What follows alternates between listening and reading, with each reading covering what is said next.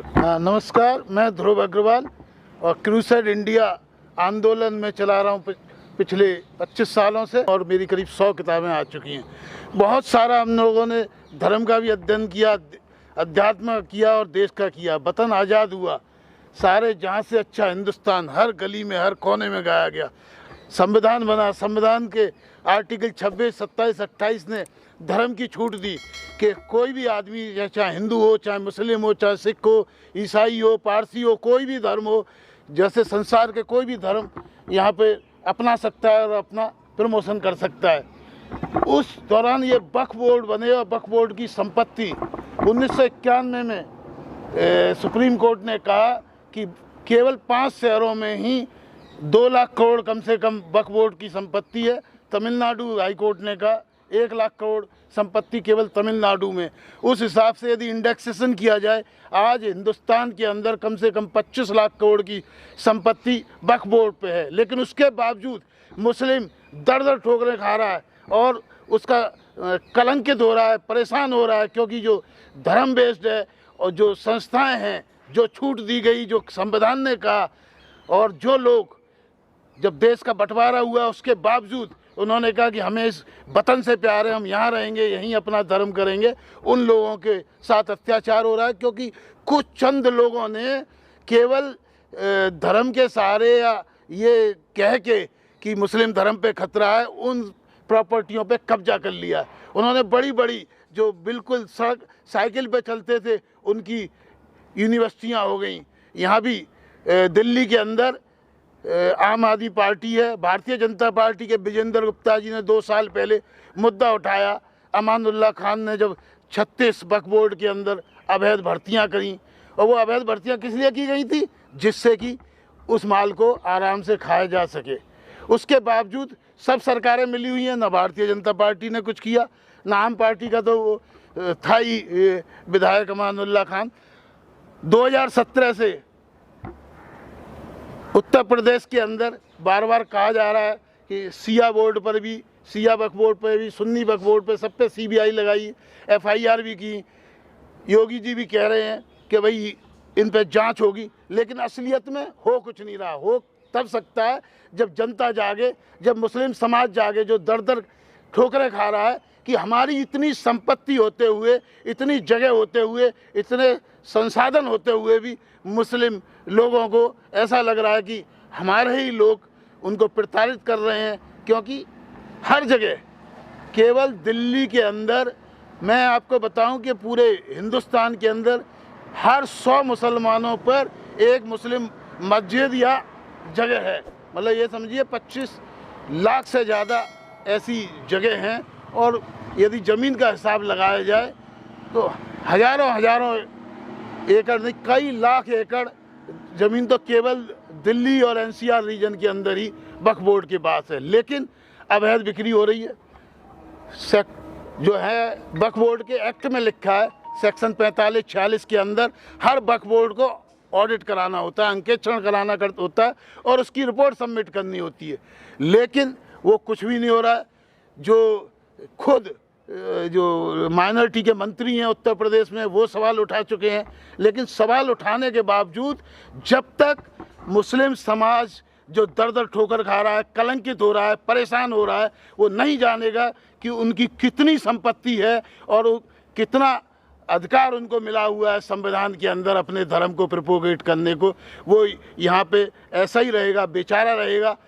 और केवल सरकार को दोष देने से भी कुछ नहीं हो रहा है। लेकिन सरकारी लोग, पर्टिकुलरली जो लोग कहते हैं कि हम मुस्लिमों के रहनुमा हैं, जैसे यहाँ दिल्ली के अंदर आम आदमी पार्टी के ही विधायक बहुत ज़्यादा शोषण कर रहे हैं। मुसलमानों का शोषण जितना उन लोगों ने किया है जो बनते हैं मुस्लिमों के रहनुमा, उससे ज़्यादा किसी और ने किया नहीं है। मैं जिस जगह पे खड़ा हूँ, ये भी सैकड़ों एकड़ ज़मीन जो दिल्ली की सबसे महंगी ज़मीन है, जहाँ पर जिसका इतिहास है, जिसको प्रेस एरिया कहा जाता है, बहादुर शाह जफर मार्ग, एक तरफ पुलिस हेडक्वार्टर है, एक तरफ पुराना इनकम टैक्स ऑफिस है।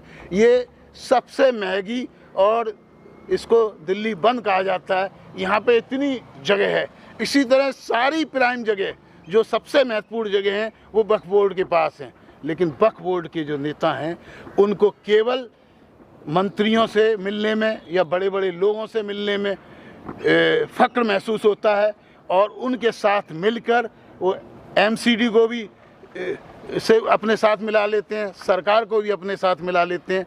उसकी वजह से मुस्लिम समाज का जो दशा यहाँ पर हो रही है उसका कारण यही है, और वो कलंकित हो रहा है, दर दर ठोकरे खा रहा है। मैं देखता हूँ इतना संसाधन होने के बावजूद मुस्लिमों को, बहुत सारों को रहने को जगह नहीं है। यदि आप झुग्गियों में कहें, अनऑथोराइज्ड एरिया में कहें, सबसे ज़्यादा मुस्लिम रहते हैं। जमुना के किनारे जहाँ बाढ़ आती थी भागना पड़ता था, जो जसोला क्षेत्र है वो सब जमुना के किनारे का वो क्षेत्र था जहाँ कोई रहना नहीं चाहता था, जहाँ पे मगरमच्छ तक आ जाया करते थे, जो दलदल था जिस दलदल में। लेकिन क्योंकि इनकी जो अच्छी अच्छी जगह थी उसको कुछ नेताओं ने, कुछ राजनेताओं ने और कुछ दबंग लोगों ने हथियारों के बल पे, मैं आपको कह सकता हूँ कि उसमें असामाजिक तत्व भी शामिल हो सकते हैं।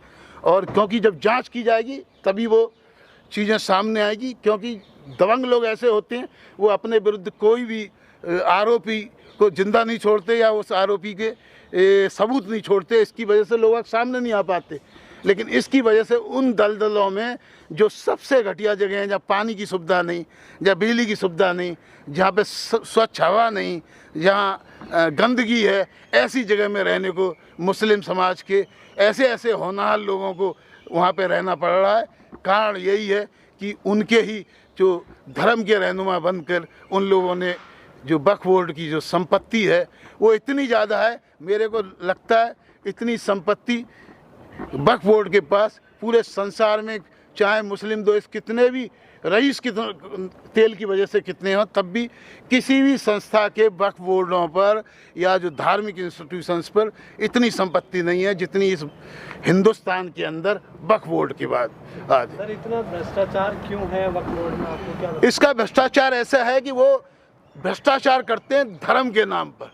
वो कहते हैं कि वो दबा देते हैं भ्रष्टाचार को, और बहुत से लोग धर्म की वजह से कि ये कहते हुए कि हम अल्लाह के बंदे हैं, हम खुदा के बंदे हैं और हमको खुदा ने अधिकार दिया। ऐसा यही नहीं हुआ, पूरे संसार में हुआ। पहले संसार के अंदर पादरियों ने पूरे संसार को कब्जा कर लिया था। वो उसको डार्क एजेस कहते थे, डार्क एजेस कहते थे। तब पूरे संसार में वो कहते थे कि आपको तो सब संपत्ति पादरियों की है, सब धर्म की है। आपको तो जब आप स्वर्ग जाओगे, जब आप मर जाओगे तब आपको हेवन मिलेगा, आप यहाँ पे तो सब कुछ हमको दे दो। उसके बाद स्टैच्यू ऑफ लिबर्टी बनी, फ्रेंच रिवॉल्यूशन हुआ, फ्रेंच क्रांति हुई, और उसी 1757 से ये शुरुआत हुई जब लोगों ने कहा कि हमारे अपने राइट हैं। इसी को हम कहते हैं समाजशास्त्र का उदय हुआ। समाज बना ही 1757 से, उससे पहले डार्क एजेस थी। तो क्रिश्चियन ने तो छुटकारा पा लिया है वहाँ पादरियों का। अभी भी पूरा अमेरिका चलाते हैं rock failure foundation, Ford foundation and Christian society. लेकिन उसके बावजूद फ्रेंच रिवॉल्यूशन की वजह से लिबर्टी आई। लेकिन हिंदुस्तान के अंदर आज भी मुस्लिम समाज उसी 1757 से पहले वाली डार्क एज में गुजर रहा है, और इसकी वजह से आप समझ नहीं सकते। कई जगह कहना बहुत गलत होगा, लेकिन सही ये है कि मुसलमान कई जगह जानवरों से भी गई गुजरी ज़िंदगी बिता रहा है। हम गाय को तो रोज़ाना नहलाते हैं, लोग पालतू कुत्तों को तो नहलाते हैं, उनके पास नहाने की सुविधा नहीं है, उनके पास हवा लेने की सुविधा नहीं है। ऐसी ऐसी स्थितियों के अंदर मुस्लिम समाज रह रहा है। उसको देखकर दया आती है कि भारत की राजधानी, जो भारत अपने को कहता है मैं समृद्ध हूँ, पूरे संसार के अंदर हम सर्वोच्च हैं, हम विश्व गुरु बनने जा रहे हैं, उसके अंदर हमारा नागरिक जिसने खुद चूज किया कि हम नहीं जाएंगे पाकिस्तान, ये हमारा वतन है, हम यहाँ रहेंगे, यहीं तरक्की करेंगे। लेकिन उसके बावजूद आज जब हालत देखते हैं, नंद नगरी जाते हैं, कहीं भी जाते हैं, पानी का एक टैंकर आता है, हज़ारों किलोमीटर की लाइन लगी होती है, पानी पीने को नहीं है। इसको कहते हैं हम राजधानी। हम कहते हैं स्पेस पे जाएंगे। ITO पे खड़े कब्रिस्तान पे, इसको लेके क्या कहना चाहिए? मैं कब्रिस्तान पे लेके कहना चाहूँगा कि ये जो कब्रिस्तान की संपत्ति है उसको भी कई जगह बेचा जा रहा है, और बेचा जा रहा है उसके बाद में कई जगह कब्रों को हटा हटा के आले से बना दिए, उनके अंदर कब्रें रख दी गई हैं और उसका अनऑथराइज्ड यूज हो रहा है। ये जगह का भी, क्योंकि आज आप लोग हैं, मीडिया है, पत्रकार है, इसकी वजह से ये बच जाएगी क्या हर जगह ऐसे ही हो रहा है? हर उसमें हर जगह, की बात करें तो हर जगह छोटे छोटे शहरों में ऐसा है। मैं आपको बताऊं, ये नहीं कि केवल बड़े शहरों की बात है, हर छोटे से छोटे कस्बे में भी वक्फ बोर्ड के पास प्रॉपर्टी है। हर जगह झगड़े चल रहे हैं, कम से कम हजारों केस तो केवल उत्तर प्रदेश के अंदर शहरों में और छोटे टाउन में वक्फ बोर्ड के चल रहे हैं। तो अभी जो मीडिया है, मीडिया के द्वारा किसको क्या मैसेज आप देना चाहते हैं? आज मीडिया के द्वारा यही मैसेज देना चाहते हैं कि जो धर्म है वो देश की तरक्की और नागरिकों की तरक्की के लिए पास काम करे। इसके लिए हमने कई आंदोलन किए हैं। इसके अंदर हमारे साथ मतलब ये समझिए 112 से ज़्यादा रिटायर्ड IAS अफसर जुड़े हुए हैं, बहुत सारे MP जुड़े हुए हैं और अधिकारी जुड़े हुए हैं। उसके माध्यम से हमने एक RBI बनाया है, रिलीजियस बेस्ड इंस्टीट्यूशन। जो तरक्की हमको करनी है वो कास्ट बेस्ड इंस्टीट्यूशन से भी, रिलीजियस बेस्ड इंस्टीट्यूशन से भी, और बाकी जो है, क्योंकि हम सरकारी मॉडल तो फेल हो चुका है, तो इस सरकारी मॉडल पे आज आप देश का हित करना चाहते हैं, अपने गांव का हित करना चाहते हैं। सर, आपने समस्याएं तो सारी रखी है। हाँ। आप इतने दिनों से संघर्ष कर रहे हैं, सॉल्यूशन भी कुछ बताइए ताकि उस पर कार्यक्रम आगे बढ़े। तो इसका सॉल्यूशन यही है कि सबसे पहले ये है कि जिन वक्फ बोर्ड ने अपना सेक्शन 45-46 के अंदर अंकेक्षण यानी ऑडिट नहीं कराया है, उन सबको सरकार नोटिस दे कि उसको कब्जा किया जा सकता है। आर्टिकल में ये प्रावधान है, आपको पता होगा 9 लाख मंदिरों में से 5 लाख मंदिर सरकार ने कब्जा करे हुए हैं, जबकि सुप्रीम कोर्ट ने उस चीज़ को गलत बताया हुआ है। आप सर ये लड़ाई लड़ रहे हैं, वक्फ बोर्ड ने पिछले हफ्ते ही ये तय किया है कि सारी संपत्तियों का हम सर्वेक्षण कराएंगे, उसके लिए सारा खाका भी तैयार हो चुका है। तो क्या आपको इसकी सूचना मिल चुकी है या अभी पता नहीं आपको? नहीं, ये जो बात हो रही है इस पर सभी वक्फ बोर्ड इकट्ठा नहीं है। ये जो है ना, जो आप सूचना दे रहे हैं, एक रीजनल जो है वक्फ बोर्ड में, मैं आपको बताऊं, सुन्नी बोर्ड भी है, सिया बोर्ड भी है, कई जगह अलग अलग बन गए हैं, देहलवी है, बरेलवी है और इस तरह के भी हैं। तो ये जो बोर्ड हैं, ये कुछ लोगों ने केवल बैठे हुए घोषणा है। ये सभी जितनी मैंने आपको बताया, केवल हिंदुस्तान के अंदर यदि 5 लाख 5.5 लाख गांव हैं, 6000 ब्लॉक हैं, कोई ब्लॉक ऐसा नहीं है जहाँ पे 2, 4, 5 वक्फ बोर्ड ना हो। लाखों वक्फ बोर्ड अलग अलग उनकी कमेटियां हैं, उन कमेटियों के झगड़े चल रहे हैं, कुछ लोकल कोर्ट में चल रहे हैं, कुछ डिस्ट्रिक्ट कोर्ट में।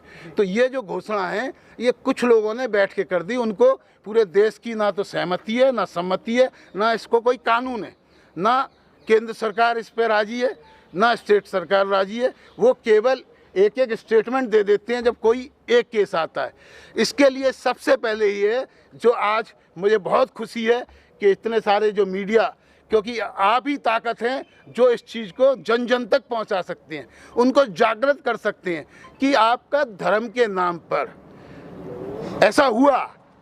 ऐसा सब धर्मों में होता है, मैंने बताया क्रिश्चियन धर्म में भी हुआ, ये हिंदू धर्म में भी आसाराम वगैरह कुछ लोगों ने ऐसा किया। लेकिन जब जागृति हुई तो जागृति से वो चीज़ें सामने आई।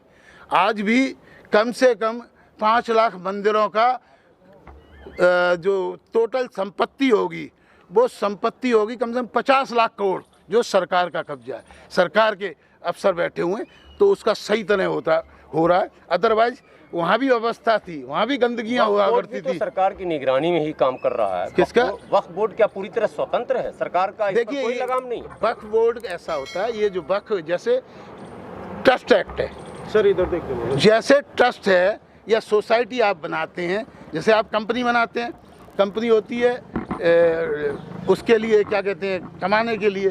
इसी तरह ट्रस्ट या सोसाइटी होती है। ट्रस्ट या सोसाइटी में ये होता है कि ट्रस्ट और सोसाइटी का पैसा डिविडेंड की तरह नहीं बांटा जा सकता, उसी में लगता जाता है। ट्रस्ट और सोसाइटी में जैसे मंदिर है या कोई भी है, वो पैसा उसमें कमा सकते हैं, लेकिन कमाने के बाद में उसको उसी में लगाना होता है। केवल 85% पैसा उसी में लगाना होता है, 15% पैसा आप अगले साल खर्च कर सकते हो।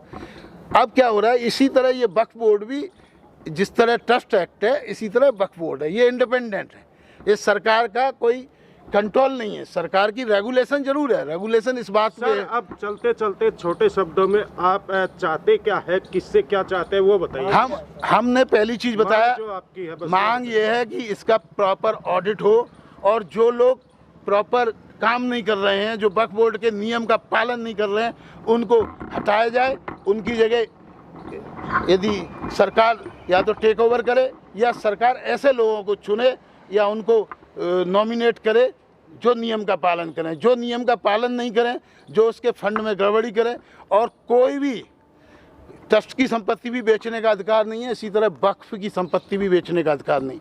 जो भी अनऑथोराइज्ड बिक्री हुई है, अनऑथोराइज्ड जिन्होंने कब्जे किए हैं या खरीदने वालों ने किए हैं, उन लोगों को हटाया जाए, क्योंकि धर्म के नाम पर आप आर्थिक गोलमबाजी ना की जाए। और दूसरी चीज़ ये भी किया जाए कि जो लोग पॉलिटिक्स में आते हैं और पॉलिटिक्स में आते समय उनको सूचना दी जाए कि भाई मैं कितने कितने वक्फ बोर्ड में किस पोजीशन पे हूँ और कितनी उसकी संपत्ति है, जिससे ये पता लग सके कि वो उसने अपनी सत्ता काल के टाइम पे उसकी संपत्ति और उस जगह का दुरुपयोग नहीं किया। इसका बहुत बड़ा करीब 200 पेपर का 200 पेज का वो है, लेकिन मीडिया है, मीडिया में छोटी बात है, लेकिन फिर मिलेंगे, फिर मैं और आपको बताऊंगा। Thank you.